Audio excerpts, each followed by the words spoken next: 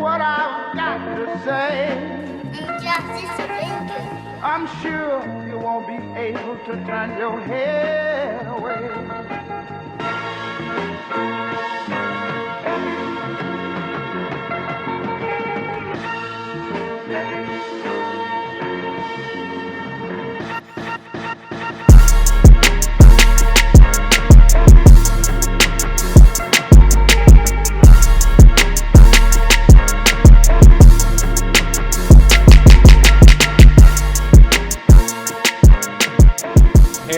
My name is Malcolm Reed. I'll be a new host of the upcoming podcast called The Concrete. My first guest on The Concrete is high school phenomenon Jalen Duren. It's good, man. How you, man? How you doing? All right, Jalen Duren is a high school phenomenon. Y'all see, big guy. He played in the Catholic League, went down to modern day, still doing his thing. Hopefully, we can see him in the NBA fulfilling out his dreams in a couple years. All right, what I want to start with is my icebreaker. My icebreaker question is, if you could bring one female home to family dinner for the holidays with your family, who you picking? Meg, Cardi B, or JT? I'll probably say Meg. Out of all of them, they all crazy, but I probably say Why would you pick Meg though? I know she tall. That y'all got a little bit more in common, but why would you pick Meg? I mean, I don't know too much about JT or Cardi, or none of them, honestly. But like, I just know I seen Meg kind of. I think she can get classy. Oh, all right. Kind of tone it down some. Oh, all right. She can switch it up for you. Yeah, All right. switch it up, Oh, okay. I understand. All right. And where you from as far as your upbringing? From Sharon Hill, Prison Hill. Okay. How was it growing up in Sharon Hill? It was cool. I mean, I was there for like basically my whole childhood. Then I was going to J-Zoo. When I was young, playing around there, it wasn't really nothing serious. It was sports. I was just kind of young, being myself, but it was cool. Oh, all right. Did you like bounce around a lot, like living, as far as living? Nah, not really. It was like we moved a couple times, but the main part of my life was like Sharon Hill. Oh, all right. That's what's up. All right. What made you start playing sports? You know, when you're young, you just kind of try to see what you like when you're young, get a hobby. I was just dipping dabbling everything, kind of like football, soccer, all that type of stuff. Started with football, got into basketball, and then I was tall, so I just Okay. stuck with it. So what position did they have you playing on the football field? Or you wasn't still this tall? Or you like, how was going? I was always like taller. Mm-hmm. Like I was always tall, so I was playing like quarterback, like wide receiver, tight end, a couple positions on defense, stuff like that. Okay. All right. And like, what made you switch over to basketball? I mean, I just started playing and then kind of stuck with it because I was tall and I got too tall for football, so it's just. Okay. Yeah. What's your like first league you played for, like organized basketball? Played for the Y. So the Y. The Y in Sharon Hill, or yeah, the Y. okay, just playing at the Y. Yeah. All right. And did you like when you was playing then? Did you have like? Did you know basketball, or you just was playing, just getting it? You ain't know what was going on. I was just playing. I was It's like kinda, that sometimes. one of them kids running around. I was just playing, just for the fun of it. Oh, all right. Okay, that's cool. All right, and when did you know, like, you could really do something serious with basketball? Like, when did it click for you, like, all right, this might be something I could really take to the next level? Around 8th or 9th grade, I started developing a lot, like, in terms of my skill, my game. And around that time, we won, like, the Catholic League Championship. I was kind of just, like, falling more in love with the game and just knowing that I could do something and go somewhere with it. Okay.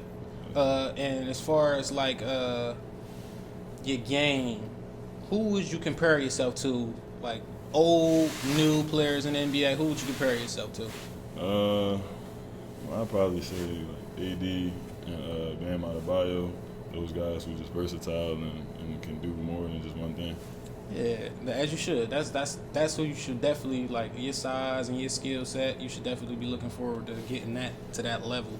So how does it feel playing for a new program after leaving the Catholic League? Because I know the Catholic League is like one of the best leagues in the country, at least what I've seen with my eyes.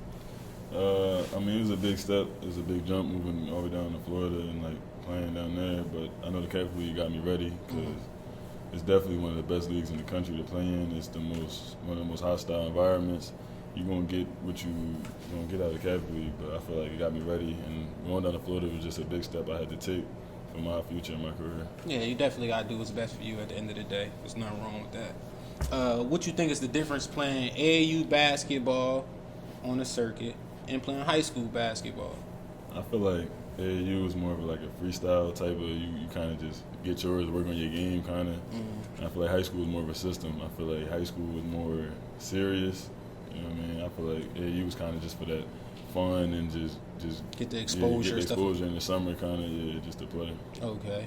So, like, as far as like AAU basketball, you don't think, as far as AAU basketball, I can say like it's getting you ready for how the NBA and the pros go, like being on the road, meeting certain people, how to handle yourself when you see certain coaches, stuff like that.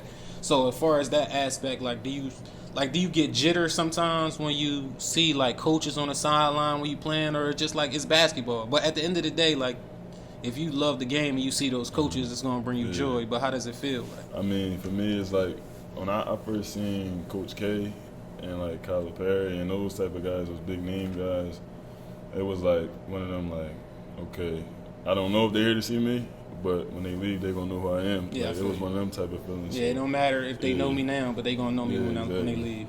I feel you on that one. So as far as college, if you was gonna pick a college, what would you study in school? I've been thinking about that. I've been thinking like journalism, because I always been able to like read and comprehend real well. No worries. So you got a good imagination. Yeah. No? Okay. So journalism, what type of, like, you just want to like write novels, write children's books, write like, or you want to just like sports columns, or you want to write like kind of like on the sports side. Okay. Kind of want to stay involved with the game. Okay, you want to still be close to the game. Ain't nothing wrong with that. So what schools you think are showing you the most interest right now? I feel like a lot of schools, like every school that has offered me, has shown me like the same amount of interest. They've shown a lot, and everybody's shown that they would want me and they're very interested in me. Yeah, I don't see. I think everybody was gonna have the same type of interest in you. Like you're a unicorn right now, man. The whole country gonna want you. So as far as like if you was in the NBA and you could build a big three with you, including 2 other superstars, who you picking? I'd probably say John Morant and Kevin Durant. Okay, Yeah. I kind of feel you not picking another big man. You need to rock. Like you gotta be ball dominant. Ain't nothing wrong with that. You gotta show your skills. And like, how do you deal with the day-to-day pressure of being verified and just being famous? Like just doing your daily activities. I mean, I feel like I really don't think too much about it. I kind of just go about my day, and to me, I don't feel like I'm famous at all. I feel like I haven't done nothing yet. I haven't been nowhere yet, and I got like my circle is real tight. I got people around me who keep my head straight. As you should, man. Keep your circle tight and keep the right people in around your circle, like, because that's one of the most important things. Just having the right people around you at all times, especially when you're dealing with the type stuff you're dealing with on a day-to-day basis. So, what would you want to accomplish with basketball in as many outlets? Like, because it's basketball, but you know, like, a lot of stuff come with it, like meeting people, being professional, like just different things, different nationalities you might come across and stuff like that. So what do you want to gain, like, with basketball? Basketball, I just want to, number one, take care of my family and just have fun with it. You know what I mean? Like, there's no point in playing the game if you're not having fun. And of course, meeting people and traveling is also a big plus. But like, basically, those 2 main ones: having fun and taking care of my family. Right, respect. So, if you could tell kids that's growing up in the tri-state area that dealt with the same stuff you dealt with growing up, like, if you could tell them anything positive, what would you tell them? Just keep working. Honestly, I mean, I know everybody says it, but it's the truth. Like, you put your head down and keep working at something, and no matter what it is, you're bound to achieve it. So I just say keep working and stay focused. Yeah, y'all heard him, man. Keep working, man. Thanks. Appreciate you for coming on The Concrete, man.